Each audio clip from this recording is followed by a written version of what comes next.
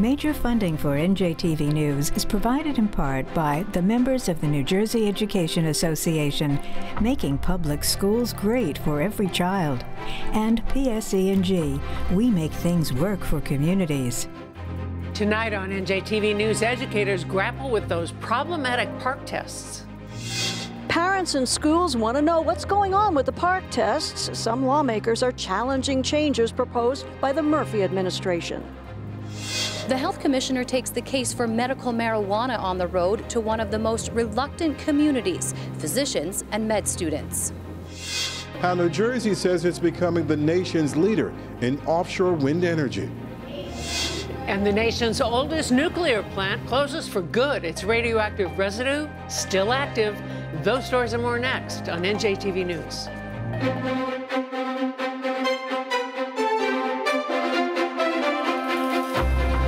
Live from the Agnes Varus NJTV studio at 2 Gateway Center in Newark, this is NJTV News with Mary Alice Williams.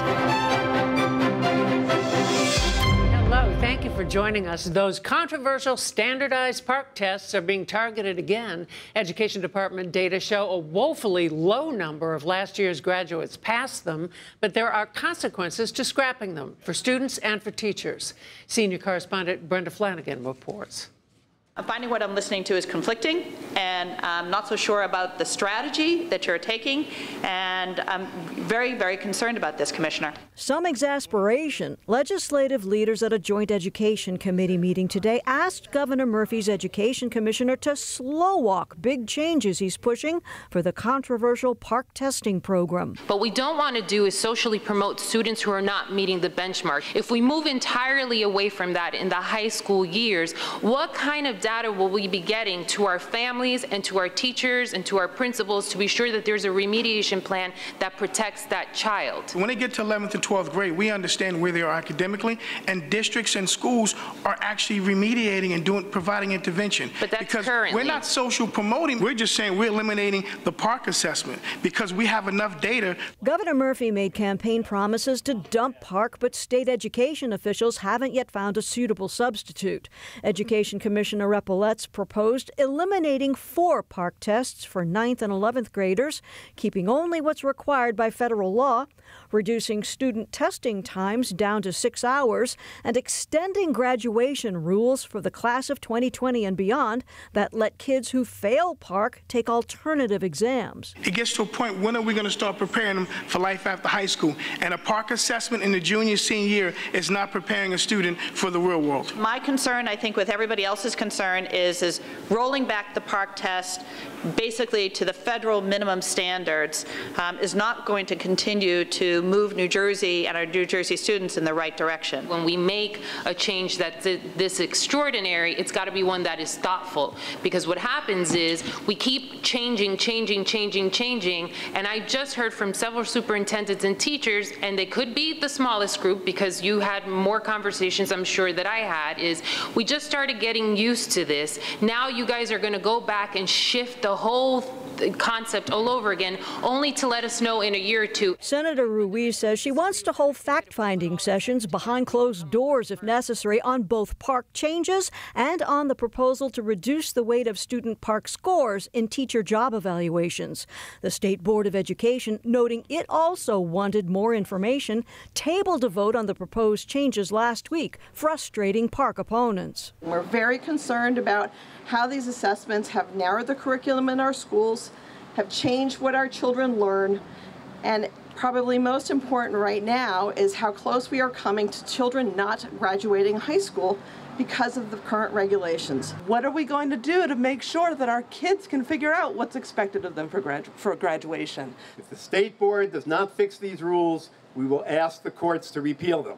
Either way, they have to go. Lawmakers want the State Board of Education to postpone a park vote. Meanwhile, school districts are waiting for instruction. In Trenton, I'm Brenda Flanagan, NJTV News. A measure meant to expand voter participation in November's election may instead cause voter confusion, especially among the estimated 355,000 New Jersey citizens who voted in 2016 by mail-in ballot. Andrew Schmertz reports. County workers are stuffing envelopes with mail-in ballots, and they're stuffing a lot of envelopes. Thanks to a new state law, every voter who got a mail-in ballot in 2016 will automatically get one this year unless they opt out in writing. So where Monmouth County expected to send out up to 20,000 mail-in ballots, it will now have to send out more than 30,000. That part of the law, that new change, has been difficult to implement on such a short time period because vote-by-mail ballots start going out September 22nd. It's not like we have until November to implement a law that was enacted in August. We basically had a month. Governor Murphy signed the law in August, arguing that expanding mail-in voting, what used to be known as an absentee ballot, would expand voter participation. County clerks, however, say they had just weeks to comply with the law without additional resources to do so. According to federal data, more than 400,000 mail-in ballots were sent out to voters for the 2016 election. The counties sent out letters to those voters telling them they had to opt out of receiving a mail-in ballot if they didn't want one. If they don't, and just show up on Election Day, they won't be able to use the voting machines and instead will be given provisional ballots. And that often doesn't go over well. This is something that we are concerned about. We are providing additional provisional ballots so that we have enough for those people who received a vote-by-mail ballot and did not vote the vote-by-mail ballot. The state also changed the application form, meaning new forms had to be printed on short notice. County clerks estimate all the changes are costing them about $1 million. The governor's office says no one will be turned away from voting, but some lawmakers say that's not the point. What business is it of government to decide when someone gets an absentee ballot or not, or a vote-by-mail ballot? They won't be looking for it in their mail. They may miss it. And they'll show up at the polls expecting to vote. They will be told they can't. They'll have to vote provisionally. County clerks expect confusion will mean there will be more provisional ballots to count this year if unsuspecting voters show to the polls. So if you get a letter in the mail from the county clerk, read it. Here's how all of this could have national repercussions. Because many of the congressional races here could be close, and because it takes days to count provisional ballots, and there may be a lot more provisional ballots because of this law, it's possible that we won't know who controls Congress by the end of Election Day. In Freehold, Andrew Schmertz, NJTV News. The end of a power plant built for the last century. That tops tonight's business news. Standing by at the Strategic Development Group studio at the NJCU School of Business is Rhonda Schaffler. Rhonda? Mary Alice, the Oyster Creek Nuclear Generating Station began operating back in December 1969. Today, it went offline for good. The Lacey Township facility was the country's oldest nuclear power plant that was operating. Earlier this year, the plant's operator Exelon agreed to sell Oyster Creek to Camden-based Holtec, which is scheduled to begin decommissioning the plant next year following various regulatory approvals. Oyster Creek employs about 600 people. Some will be offered jobs by Holtec once the sale of the plant is finalized. New Jersey still has 2 other nuclear power plants, both of them located in Salem County. Meantime, the CEO of Holtec was forced to backtrack from some comments he made last week about the workforce in Camden. In a published report, CEO Chris Singh made negative comments about the work habits of residents. Those comments prompted some in Camden to hold protests late last week. The CEO has now apologized for his statements. The Murphy administration has reached a new health care benefits agreement with unions in the state. The agreement will result in $496 million in cost savings for state and local government. It covers several labor groups, including the New Jersey Education Association, and it includes both workers and retirees. The New Jersey Chamber of Commerce and other business groups applauded the agreement. The chamber said it will relieve pressure on the state budget when it comes to pension payments. Also today, Governor Murphy announced plans to issue a rule designed to protect residents' retirement and other investment accounts. The rulemaking would impose a fiduciary duty on investment professionals in the state. A fiduciary duty requires financial advisors to place their clients' interests first when recommending investments, rather than pushing clients into investments that make more money for the advisor. The governor's announcement comes on the 10th anniversary of the global financial crisis. And while that crisis did lead Congress to crack down on investment professionals, toughening regulations, Governor Murphy wants to close a regulatory gap, making New Jersey's standards even tougher. On Wall Street, stocks fell today. The Dow lost 92 points. And those are your top business stories. Support for the Business Report is provided by SJ Magazine, the heart and soul of South Jersey. Online at sjmagazine.net.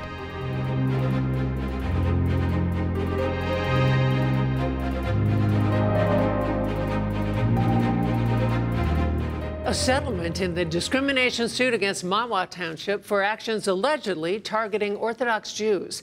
Last year, it banned non-residents from public parks and banned lekhis from being hung on utility poles to mark the Eruv, the boundary lines recognized on the Sabbath.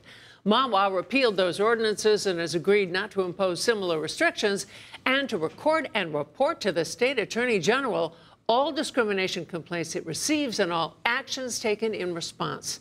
The settlement must still be reviewed and approved by the state Superior Court. In Trenton, hundreds rallied in support of providing driver's licenses to unauthorized immigrants, just as 12 other states and the District of Columbia do. The group Movimiento Coseja argues a fair number of unauthorized residents are already behind the wheel illegally. Assemblymember Annette Quijano is sponsoring a bill that would remove the requirement that an applicant's legal status be run past Homeland Security.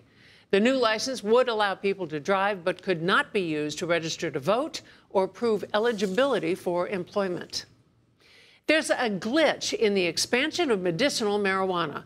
The number of eligible patients is mushrooming. The number of state-licensed dispensaries is doubling, but there aren't yet enough doctors willing to prescribe it. Brianna Vannozzi reports. In a room full of white coats and med students, the state's health commissioner is making a hard sell to perhaps one of the most reluctant communities in the medical marijuana field, the very people who will prescribe it. What is their reluctance and what does it stem from? I think it stems from a stigma that's built up over time that it's only for recreational use, that it alters the mind, alters the sensorium, and of course it's been used illegally for those reasons, but it has a lot of therapeutic benefits. Commissioner El Nahal has been taking his pitch on the road. This is his fourth lecture to health professionals, explaining the ins and outs of the medicinal marijuana program. Is there anything as a state you want to be monitoring or watch out for so we don't repeat our same mistakes? Yeah, the side effect profile, in particular, the risk for dependence, addiction, overdose, death, all of those risks are much lower and non-existent for marijuana versus opioids. The other thing is we're not necessarily recommending it as a first-line therapy. We're just allowing you now to recommend it as a first-line therapy. It's still a clinical judgment. Much of the hesitation stems from the opioid crisis engulfing the nation and New Jersey alike. Even still, the state is preparing to open 6 new dispensaries to keep up with demand. The health department says roughly 100 new patients a day are enrolling since expanding the list of qualifying health conditions. Despite the state accelerating the program, the fact is less than 3%, just 800 out of the 28,000 licensed physicians here are registered to participate, and getting them on board will be critical for a successful program. It took many years to develop this certain view of medical marijuana, and it takes time to debunk all this myth and misconception and fears about something so benign. But it's not just about buy-in. The DEA still classifies marijuana as a Schedule I drug, and until that changes, it puts severe limits for acute care and inpatient use. And it's difficult to do research, and because it's difficult to do research, it's difficult to prove it's good or bad for a particular situation. But that opens us up to NIH funding. It opens us up to being able to submit to the FDA. It opens us up to hospitals being comfortable having patients at least administer to themselves, nursing homes, long-term care, places where many of our patients have to live, that are professional healthcare institutions that are currently afraid to administer based on the fact that it's still a Schedule I drug federally. And that'll take a lot more lectures and evidence-based studies to change. In Newark, Brianna Vannozzi, NJTV News.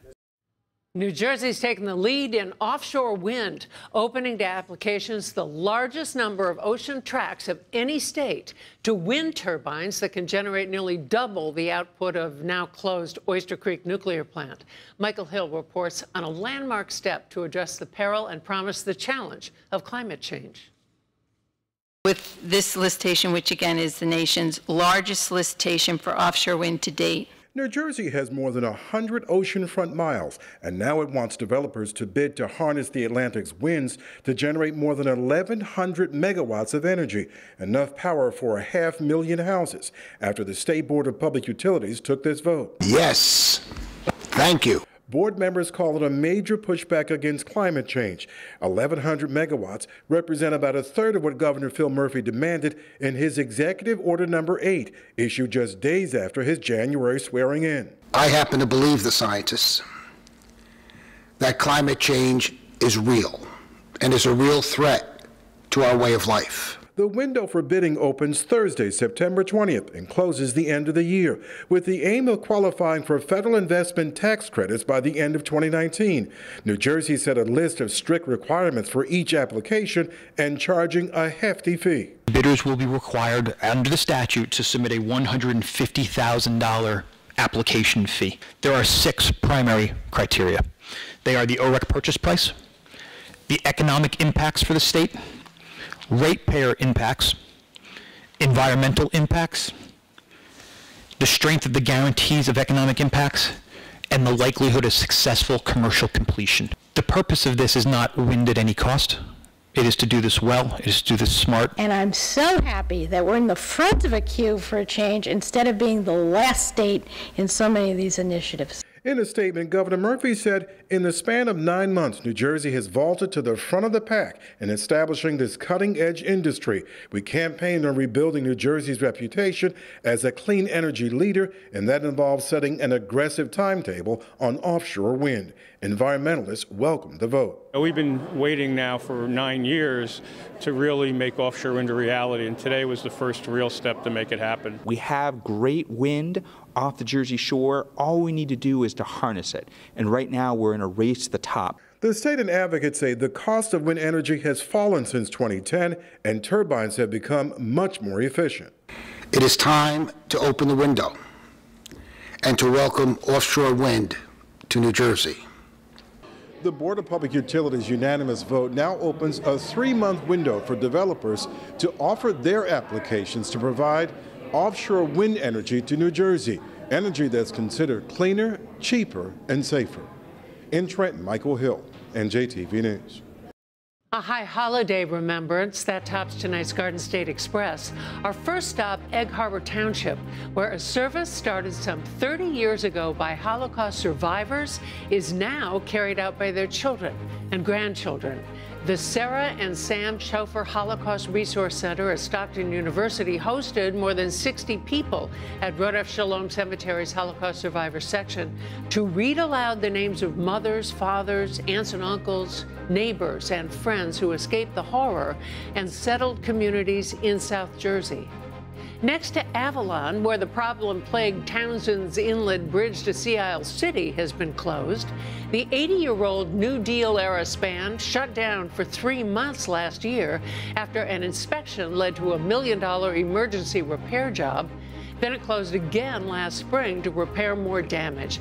Cape May County wanted to replace the entire bridge, but found the $155 million price tag too steep. So they'll pay just over $8.5 million to replace 245 feet of the 1,373-foot-long bridge on the Avalon side of the connector and hope the work will be wrapped up by next Memorial Day.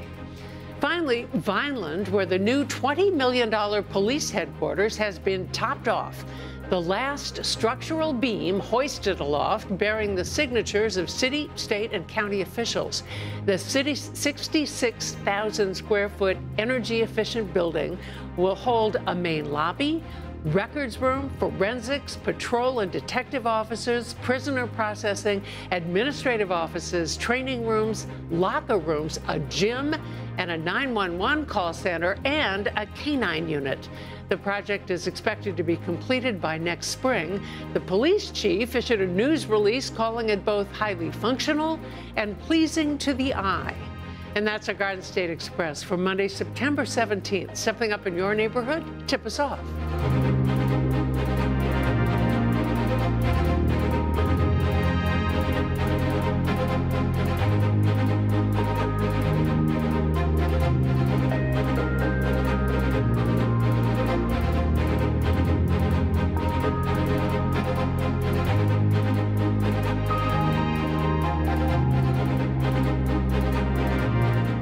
Children who suffer from life-altering trauma can find life-saving help from Man's Best Friend.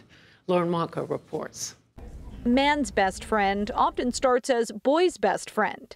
It's something 13-year-old Liam Klein understands more than most kids his age. His dog Einstein goes everywhere with him.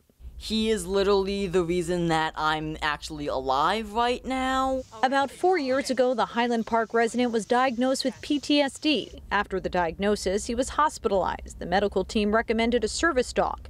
That's when Einstein became part of the family. The dog is literally a lifeline. I couldn't really go anywhere or really do anything without having panic attacks and hallucinations. Liam says after his diagnosis, he was frustrated with the lack of resources for kids battling PTSD, which is why he decided to launch the Chaotic Spider Foundation to raise funds to train dogs to become service dogs for kids like him. The nonprofit works with Compass Key, a company that offers service dog training for clients with various disabilities. Oh, very good. That's it. Oh, you got distracted again. That's okay. This is Thoth. He's Chaotic Spider Foundation's first trainee. There are 4 different phases of the dog training process. Phase 1 is basic obedience, like sit and stay. Then the dogs move on to phase 2, advanced obedience. That's where they learn to master the skills they've already been taught, but in all sorts of different settings with lots of distraction, like noise and other dogs. Then they learn skills that are specific to the client's disability. A cue that we offer sometimes is calm, and the dog knows to cuddle up next to the client. And the client can focus on the dog, and just petting the dog, you can imagine what that does. It reduces cortisol levels and just helps the person relax. During the final phase of training, the handler and dog team learns to work together in public places like restaurants and malls. Liam is determined to expand his nonprofit. He recently wrote to Oprah Winfrey a few times, until one day, he says, the phone rang. She said how proud of me she was for what I did, going from having PTSD to wanting to help other kids and starting a foundation. And she said that she was going to send a $20,000 check to sponsor a dog. That's how much it cost the nonprofit to cover the training, medical expenses, transportation, and more. Liam says he plans to only use dogs from high kill shelters. They'll be paired with foster families during the training, which can take anywhere from 6 months to 2 years. The 13-year-old says it's all worth it. Good boy. And it makes it so you can actually, say, go to the library or go to school or do the things that you should actually be doing as a kid. I'm just thrilled that he wants to give back, and I want him to be successful. You know, if every kid that has this doesn't have a problem because they can be a kid, then he's successful. In Highland Park, I'm Lauren Wonko, NJTV News.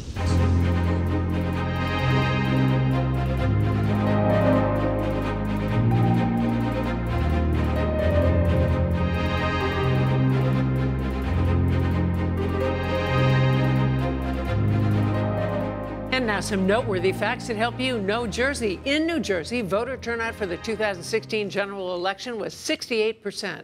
The health department says fewer than 800 of the state's 28,000 physicians are registered to prescribe medical marijuana. The PARCC exam was introduced in New Jersey in the 2014-15 school year, and the Oyster Creek Generating Station employed some 600 people with an annual payroll of about $68 million. If there's someone who you'd like to get to know Jersey, share. Use hashtag #NoJersey. Tomorrow on NJTV News, the state's first new private medical school in 50 years. We'll give you a tour. To share any story you've seen tonight, go to njtvnews.org. I'm Mary Alice Williams. For all the men and women of NJTV News, thank you for being here. We'll see you tomorrow.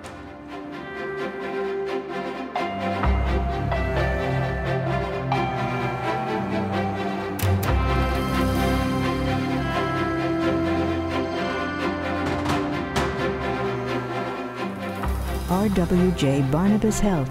Let's be healthy together. NJM Insurance Group, serving the insurance needs of New Jersey residents and businesses for more than 100 years. And Horizon Blue Cross Blue Shield of New Jersey, an independent licensee of the Blue Cross and Blue Shield Association. Lead funding for Peril and Promise is provided by Dr. P. Roy Vagelos and Diana T. Vagelos. Major support is provided by the Mark Haas Foundation and Sue and Edgar Wackenheim III. NJM Insurance Company has been serving New Jersey policyholders for more than 100 years. But just who are NJM's policyholders? They're the social service and nonprofit pioneers who lend a helping hand. Science and technology innovators. The men and women who provide our skilled labor. And our homegrown champions.